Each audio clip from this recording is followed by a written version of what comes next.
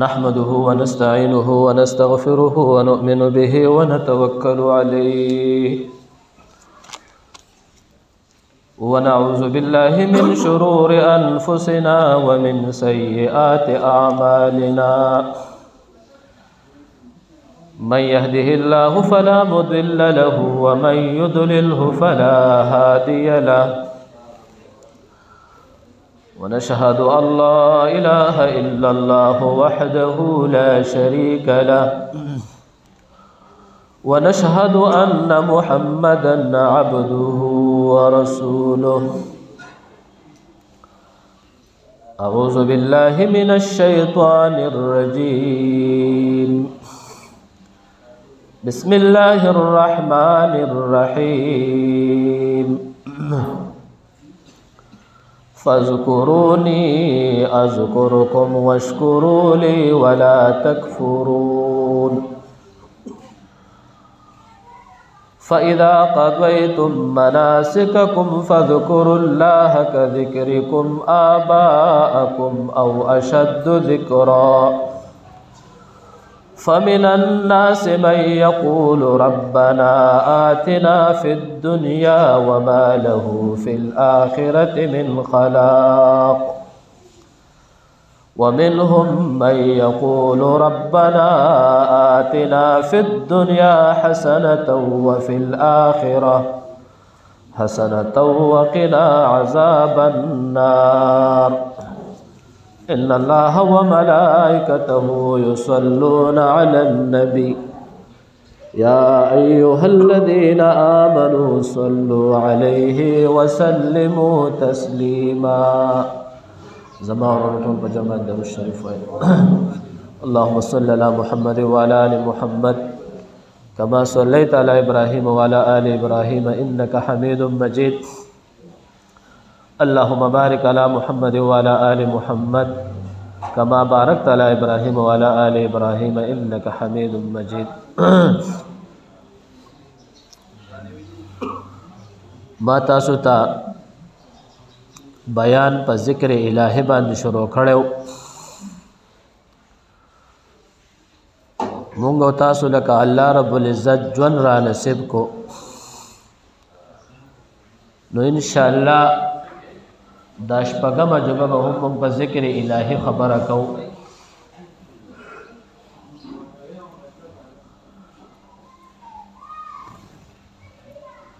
خو زما د دې شپږو جمعو اصل خلاصه ان شاء الله تاسو ته به په اخره کې بیانوم چې موږ هر عمل کو خالص د الله د رضا لپاره کوو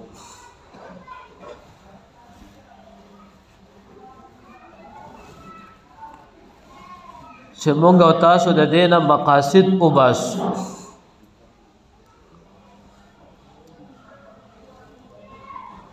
مونږ د ذکر الہینا د دنیا چې څومره مقاصد دي چې مونږ ټول تی تاسو هغه لري او خاص ذکر چې مونږ څومره کوو چې خاص زمونږ او تاسو ذکر د الله د رضا لپاره شي ما تاسو ته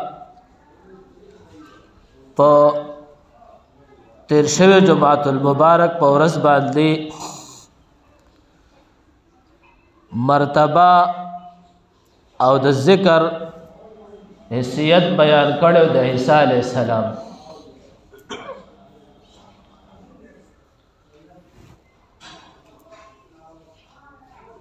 اوس مې د اراده ده چې خپل محبوب خپل جانان محمد رسول الله صلی الله علیه وسلم چې د هغه د زندګۍ د ژوند کې څومره ذکر او چې هغه بیان د الله محبوب پیغمبر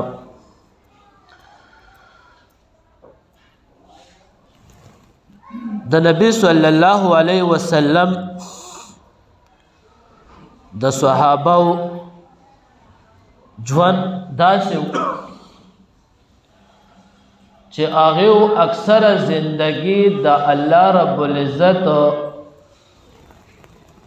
په دین کې او په جهاد کې مشغوله شوی ده.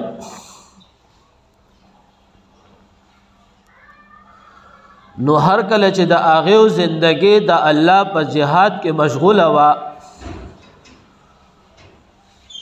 خود هغه باوجود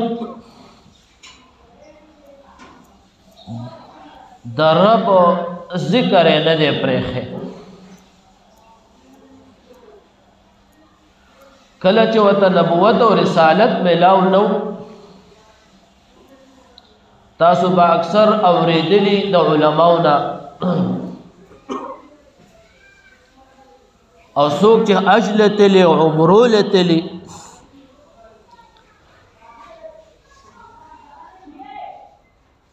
د بیت الله شریف ته مخامخ یو غار دی، غار سور ورته وی. نبی صلی الله علیه وسلم با د کورنا توخه واغستا د ورځو په مناسبت سره د دنیا تجارت به کوو، لین دین به هم کوو او زیات زندگی به په غار سور کې تیروله. ورځې پنځه ورځې هلته به شپه ورځ و او د الله په دین کې او د الله په ذکر کې په عباداتو کې به مشغول و.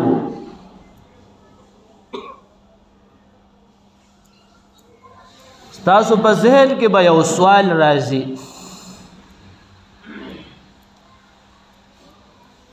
چې یاره په د ټولو ځمکو نه د ټولو کورونو نه الله رب العزت ته محبوب ځای بیت الله حالانکه نبی صلی الله علیه وسلم بغار سور ته تو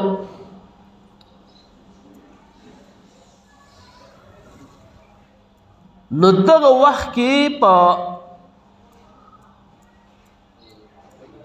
بیت الله شریف کې او گرد نوا اهل مکه چې څومره ولو دا ټول مشرکین و د شرک پیګو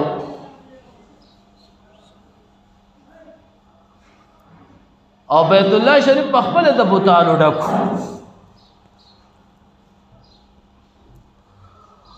نو دا موحد چې څومره دی د الله د وحدانیت قائل چې په دنیا کې څومره وي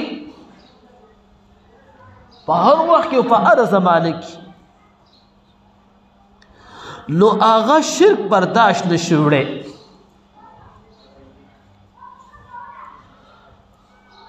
نور چې عام دیندار سړی پرهیزګار سړی او د هغه په مخ کې د ګناه کار وشي نو هغه هم نشي برداشت کولی. نو نبی صلی الله علیه وسلم بزک په غار سور کې او بیت الله شریف ته به دا ټول خلق راجمع کېدل. نبی صلی الله علیه وسلم په غار سور کې یک تنهاو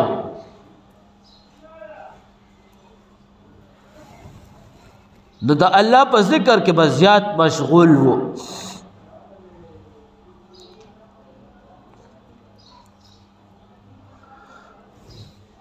حدیث مبارکو کې راغلي دي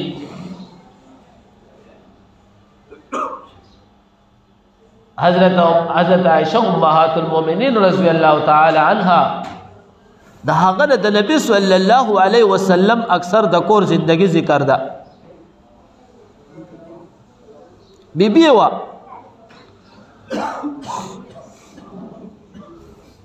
او عبد الله ابن مسعود رضی اللہ تعالی عنہ د نبی صلی اللہ علیہ وسلم بہر زندگی زیادہ ذکر دا خادم او حضرت ابا هريره رضی اللہ تعالی عنہ نبی صلی اللہ علیہ وسلم شاگردو سبقونه بیت ازدکو الاحادیث بیت ازدکو قرآن بیت ازدکو نو ډیر روایات زیات روایت د ابا هريره رضی الله تعالی عنه نه ذکر دي.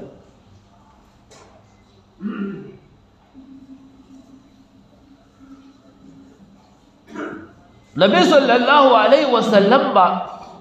احادیث کې راځي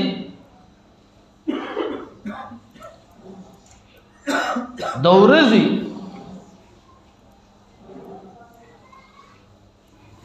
استغفار به اتیا پیرا یو احادیث کې راځي چې اتیا ظلم نبی صلی الله علیه وسلم هر ورځ استغفار کو توبه به استعلات. بل احادیث کې راځي چې 100 حدیث الفاظ ټوکله دادا 100 پیره به نبی صلی الله علیه وسلم د ورځې استغفار وباسل الله ته هر ورځ.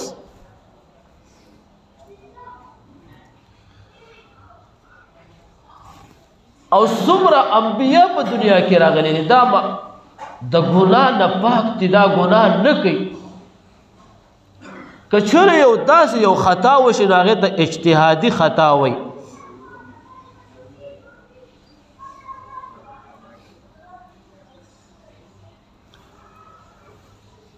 دا انسان چې کله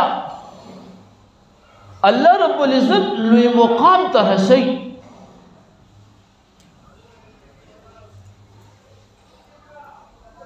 لوی مقام چې دی انسان ته ملاویږي نو ګوره یاد ساتئ دا په ذکر الهي باندې اکثر ملاو شوي ده. تاسو به ما ډېرې خبرې وکړي.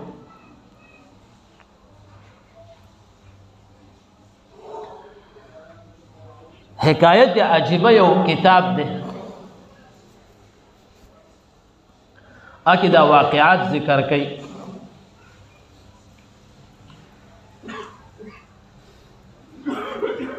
دیر ناشنا واقعات بکی روڑی.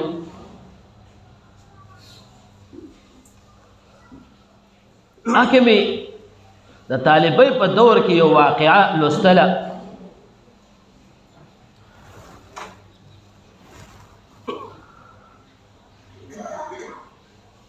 دا خبره د دې منبر سره مناسب هم نه ده، خو خیر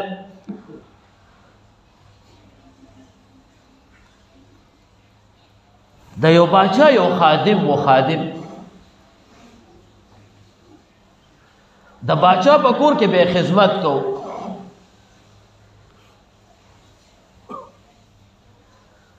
چې د باچا په کور کې به خدمت کوو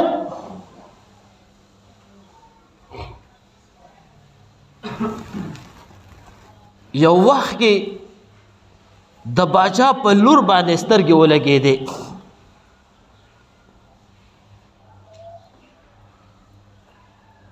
نو عاشق نو چې کوم وخت کې دی عاشق شو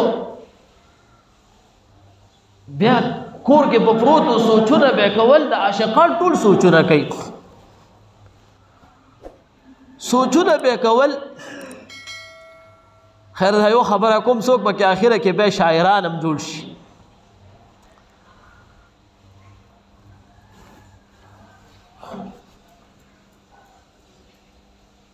کار لبه نه تو نو کورواله ته تپوسو کو چې دې کار لولې نه ځې وای د طویلې نه شمه خو پر سره احمد چې خبره ورته کړې ده کور خپل کورواله ته چې واقعا دې څه ده.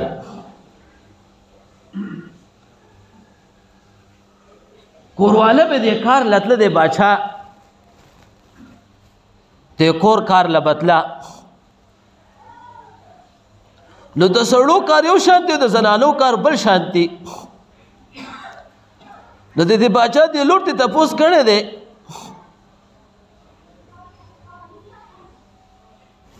چې ګوره هغه سړی و هغه زموږ کارونه څه نه کولی شي ته زنانه ساتې.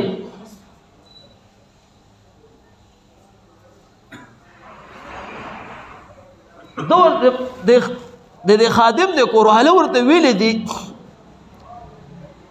چې خبره د نه شم کولی او خبره بدله ده خو د دې باچا د لور د شهزادګۍ دا مجبوره کړې ده چې دا به راته وایي څه وجه ده.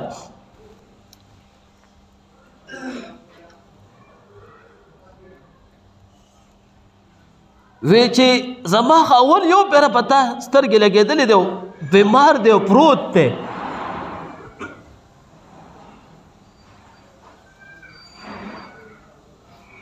خو یې داسې کار وکړه چې ورته ووایه چې یو پیره ما سره راشه زه درته یو څو خبرې کوم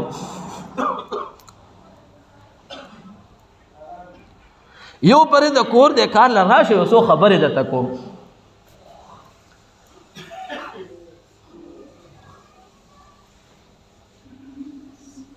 چې دا راغلی دی یریږم چې خدایا د شاهانو کور دی مړ مې لکي دا شهزادګۍ دی خادم ته وایي زما خو پلار باچا دی او ته زموږ خادم یې دا مجال نشي کېدی چې ما پلار تاله درکړي خو زه درته یو طریقې کار ښیم دې کې ګل زما خپل یو مقصد دی وروسته درته بیانوم وی چې داسې کار به وکړي چې په یو لاره کې په داسې یو لاره باندې به کېنې یو حلقه به جوړه کړي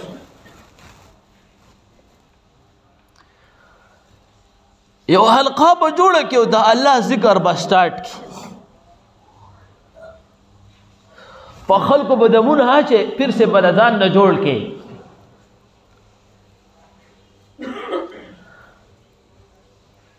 مشهور بشي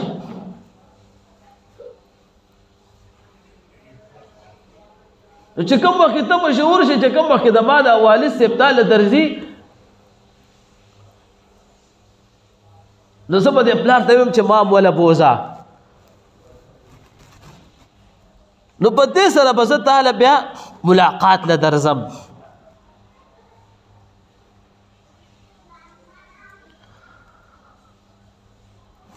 هغې د خادم په لاره کې یوه حلقه جوړه کړه ځان نه پیر جوړ کړه دنیا ورله راځي مشهور شو چې کوم وخت کې دی مشهور شو شهرت د افته کو حاصل کو نو یو ورځ د باچا د کور ته دا خبره را ورسېده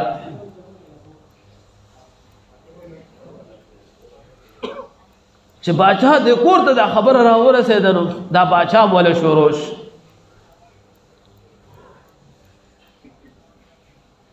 نو کوم وخت چې دا باچا د حلقات سٹارټ شو نو د لور د دا مطالبه وکړه چې پلاره ما به بوزې د پیر صاحب له ما بوزه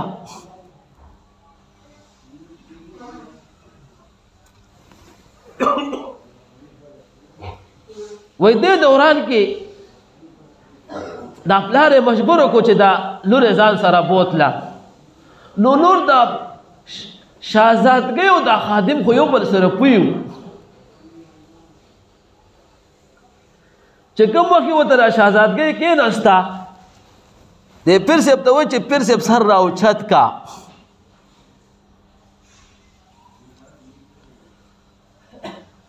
د سر نه راوچتو دی ورته بیا وایي چې سر راوچت کا د سر نه راوچتو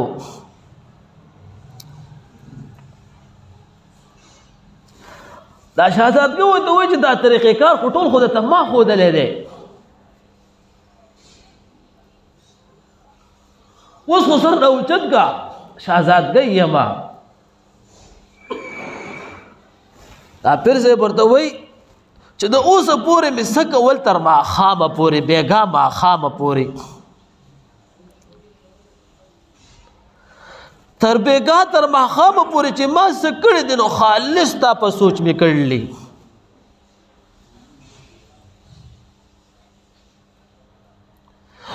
بېګا د شپې مې خوب لیدلی دی الله مې په خوب کې ولید.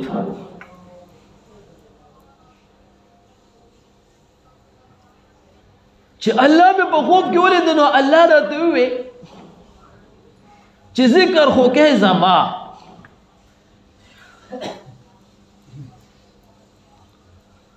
او کې د بل چا د پاره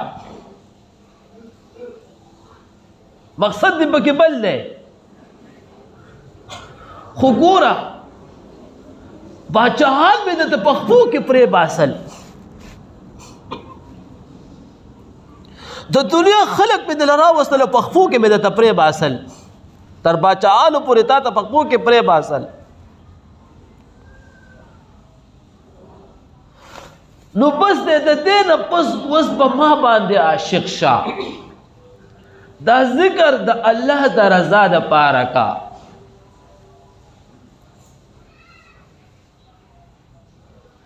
نور مقاصد دی اخوا کا.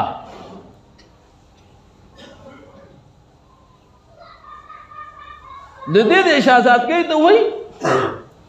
چې بس د بیگانه پس زما د زړه لستا محبت ختم شوه، زما تعلق اوس د الله سره دی.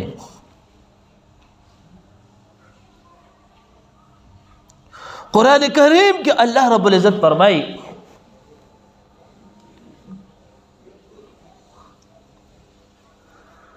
فمن الناس من يقول ربنا آتنا في الدنيا حسنة وما له في الآخرة من خلاق.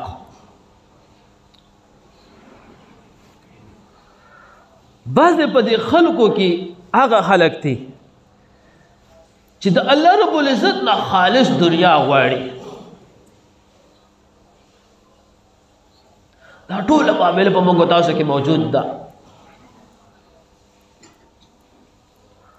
خو رب سوی وما له فی الاخرة من خلاق، ګوره په آخرت کې ما سره برخه نشته، په آخرت کې ولې سم نه ورکوم.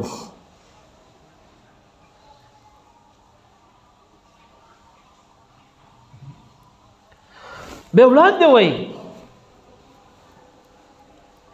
ومنهم من يقول ربنا آتنا في الدنيا حسنة وفي الآخرة حسنة وقنا عذاب النار. بعد په خلکو کې هغه خلک دي چې د رب له دنیا غواړي او آخرت هم غواړي چې الله خیسته دنیا براکي او آخرت هم راله خیسته کی. د دنیا سره به وسته آخرت هم غواړي. نو الله ول انعام ذکر کوي وقنا عذاب النار، وای موږ به د عذاب جهنم نه بچ کو، محفوظ به کو.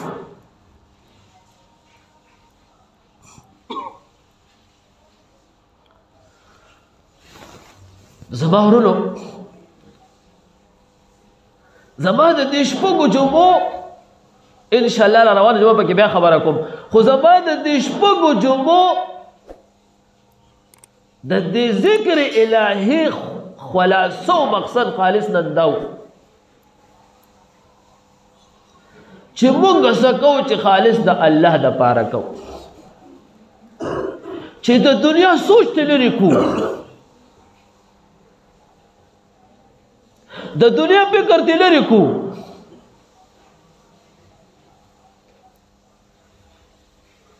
د الله د رضا لپاره نو چې کله الله رب العزت ذکر موږ د الله د رضا لپاره کو، نو الله رب العزت با د دنیا هر څه زموږ په خپل کې الله پرې بس. خو چې کله موږ ذکر په یو مقاصد کو، تاسو ته په شروع کې یو احادیث مبارکه لوستلو. نبی صلی الله علیه وسلم فرمایي چې الله رب العزت د انسان دا فیصله د انسان په ګمان کوي.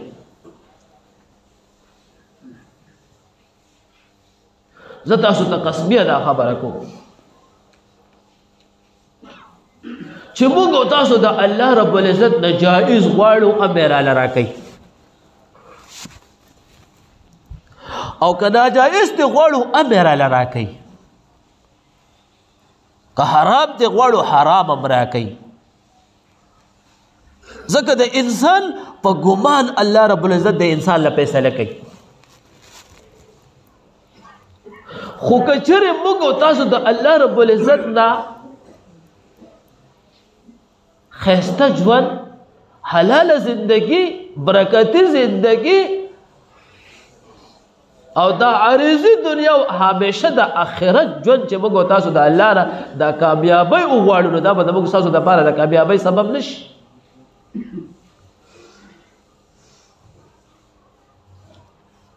ها د دنیا کې موږ ټول خلک ذکرونه کوو خو د ذکر خپل مقاصد دي داسې یو سړی باندې چا به ذکر نه کوي خو بعض انسان په کم سوچ کوي او بعض انسان په کم سوچ کوي حدیث مبارکه د احادیثو په کتابونو کې په هر کتاب کې په شروع کې احادیث یو راوړی انما الاعمال بالنیات د احادیثو کتاب که غټ کتاب دی او که ورکوټ دی او که درمیانوي دی خو په شروع کې ولا احادیث راوړی انما الاعمال بالنیات الله رب العزت د انسان دا فیصله د سوچ مطابق کوي انما الاعمال بالنیات که د سوچ د نیکۍ و نو الله رب العزت بدل نیکۍ نه ورکوي او که چېرې د سوچ د بد سوچو نو د سره د نیکو دغه نشته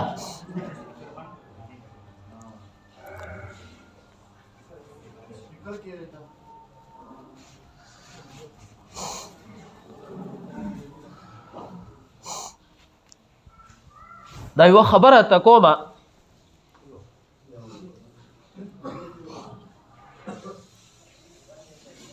دا یو خبره ذهن کې یاد وساتئ ان شاء الله آینده جمعه ته به دې کې بیا خبره کوم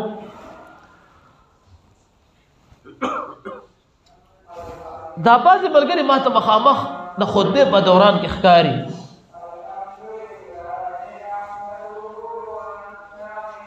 څوک اشارې کوي څوک خبرې کوي خو ذهن کې یو خبره یاده وساتئ دا ما چې کم بیان وکړو دا یو درس او تدریس دی دا خطبه نه ده کله چې امام پاسې کې دوی خطبه للی نو دا خطبه اورېدل ګورې واجب دي کتابونه لیکي چې د دې په منځ کې بچا ته اشاره هم نه کوي خبره خو لا لویه خبره ده اشاره به هم نه کوي که چېرې انسان اشاره وکړي نو الله رب العزت د ده نه مونځ کېږي د جمعې خو د خطبې ثواب ته الله واغست علما لیکي چې دا داسې یو حساب لري چې دا د دو رکاتو د واجبي د واجب رکاتو درجه لري ثواب لري نو د دې اورېدل توجه دې له ورکول دا واجب دی دې له به توجه ورکوي او اورې به یو سړی کونډ دی هغه اورېدی نه شي دا اعتراض به راځي نو لہذا اصل شی په دې کې توجه ده غلی په آرام کېناستل ها که یو انسان دې د التحیاتو په شکل باندې کېني نو دا د خطبې آداب دي لازم نه ده چې ته د التحیاتو په شکل ورته کېنې خو دومره دا چې د خطبې آداب دا ده چې یو انسان د التحیاتو په شکل باندې کېني بیا پکې منځ کې لاسونه ماسونه تړل دا پکې نشته او یو سړی که چېرې د التحیاتو په شکل کېناستو په یو بل صورت باندې کېناستو خو لہذا خطبې ته چوپ پاتې کېدل توجه ورکول او انسان قوت سامعه شته د غوږونو اورېدل شته او دې خطبه وانوري یا په منځ کې څه خبره وکړي یا اشاره وکړي نو د خطبې ثواب ته لړ نو عزتمندو هر ځای کې چې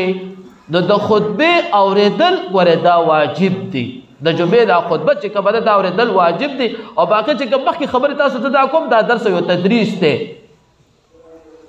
نو د خطبه په دوران کې خبرې کول دا ممنوع دي یا اشاره کول دا ممنوع دي نو الله رب العزت به تاسو ټول په دې باندې د اعمال کولو توفیق را نصیب کړي واخر دعوانا ان الحمد لله رب العالمين